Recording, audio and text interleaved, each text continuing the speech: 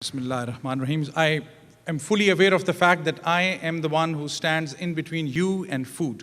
I'll be very careful about it. What I promised my host is I'm going to take exactly 10 minutes. So 10 minutes is a promise, but you'll have to be focused and patient.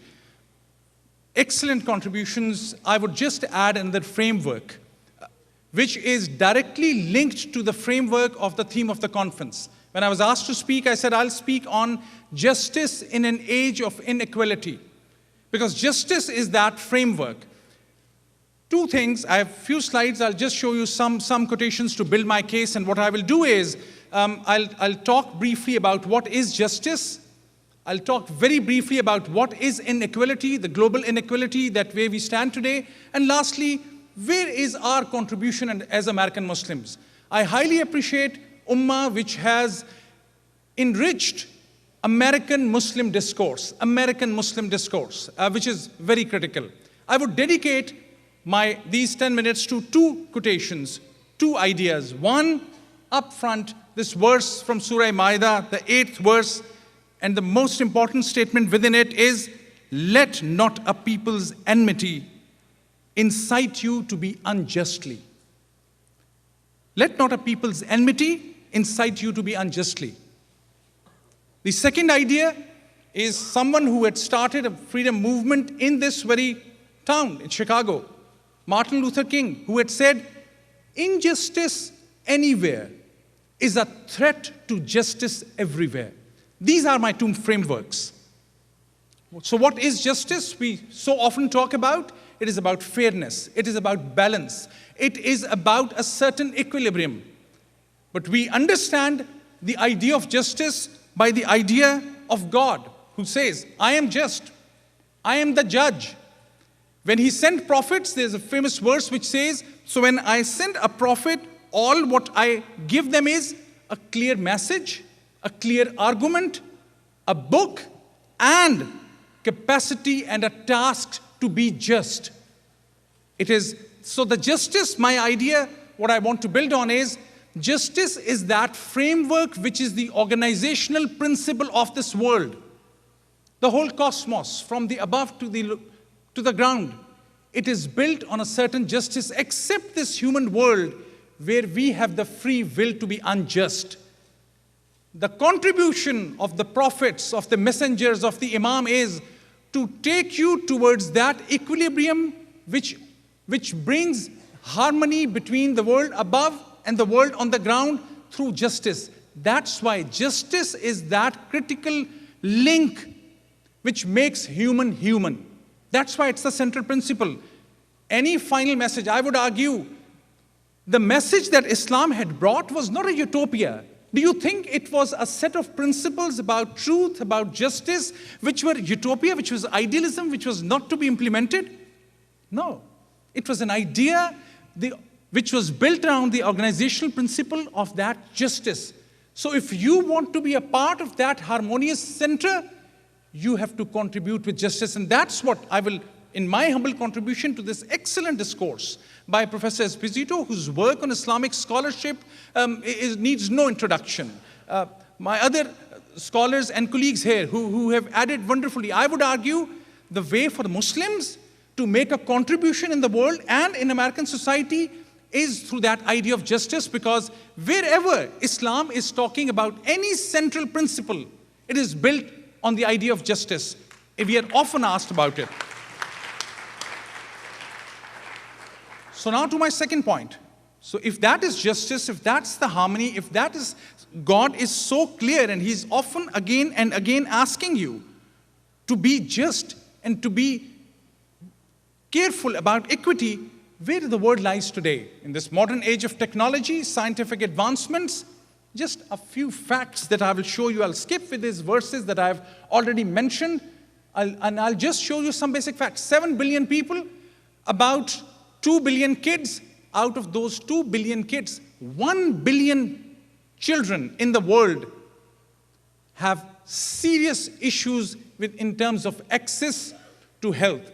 Do you know about how many of the percentage of children they die because of inadequate access to health services? to water. Every 10 seconds, children die because of either these health issues or these lack of access to water or because of hunger, pure poverty. How many people in the world cannot read or write? 1 billion people cannot read today a book. What to talk about a book? They cannot even write and sign. About inequality in terms of assets. And I'm watchful. My eyes are on my stopwatch. 5 minutes. About 8% of the wealthy of this world own 85% of the world's assets. 8% own 85%. 20% of the world's top income holders, they get 70% of the total income in the world. With these severe issues, are you proud of this great civilization in terms of scientific advancement? I'm sorry, I'm skeptical, I'm not. Because the imbalance and the inequality today is enormous. So my argument that I'm making is there is a message that had come to us from the Prophet sallallahu alaihi wasallam, which I'll just explain two things to you. What was said to us in this regard? I had started off with what is justice. If justice is missing, we are missing something huge, because whether it is about ISIS, whether it is about Taliban, whether it is about these violent ways of behavior, they are created because of injustice, the basic injustice. And if I wear for a second my hat as a former law enforcement officer, then my rank as a professor, we have figured out in developing world, 50% of all the murders and serious crime happens because those 50% of those crime doers are those whose cases are still pending in courts. Delay in access to justice, that denies justice. That framework, look at the modern violence and inequality from that lens. It is caused by injustice. So where lies the answer? Do we have a formula? Two statements from Prophet sallallahu alaihi wasallam. He was so clear. He said in the first statement, Prophet said, nations are destroyed because they would punish the low classes criminals according to the law, but would get those away who are from the higher echelons of society. Principle is clear. Equality of law for everyone. Secondly, it was so clear, let it be known, if any Muslim commits injustice, insults, aggravates, mistreats, or abuses a person of the people of the book, Jews, Christians, and Sabians, he will have to answer to me on the day of judgment. I can't think of any better framework than rule of law. Everyone is equal before the law, and about minority rights. I mean, that's so critical, and that is so obvious to me. Secondly, Imam Ali alayhi salam, his quotations were mentioned. Abandoning equity and justice leads to tyranny and oppression. So justice is what brings harmony. It's injustice which creates that flaw. The argument is, remember my first words, it's not a utopia. What was the message that was given through the divine injunctions about equity and justice has to be implemented. And that message will be through establishment of justice. So what we can do about this inequality, I would argue 2 or 3 very basic things. One is about rule of law. In most countries where educational systems, where legal systems have collapsed, that is where crime and violence has gone up. So what will be the recipe? Establishment of justice systems. And the principles of those justice, I'm not going through the other quotations. You pick Imam Ali alayhi salam's letter to Malik ibn Ashtar, it is full of the criterion of judges. It is full of the criterions of the conditions of how justice will be implemented. So that's my humble contribution, and would add, Muslims are, in my view, most well-trained and well-equipped spiritually to make a contribution towards justice. So every step that takes you towards justice is what brings that harmony, and which brings your contribution to the message and to the establishment of that just system for which you are awaiting the answer. So I'll close with those two, whether if you want to go from this one step that I had mentioned to the other step of establishing justice, whether it is moral, whether it is spiritual.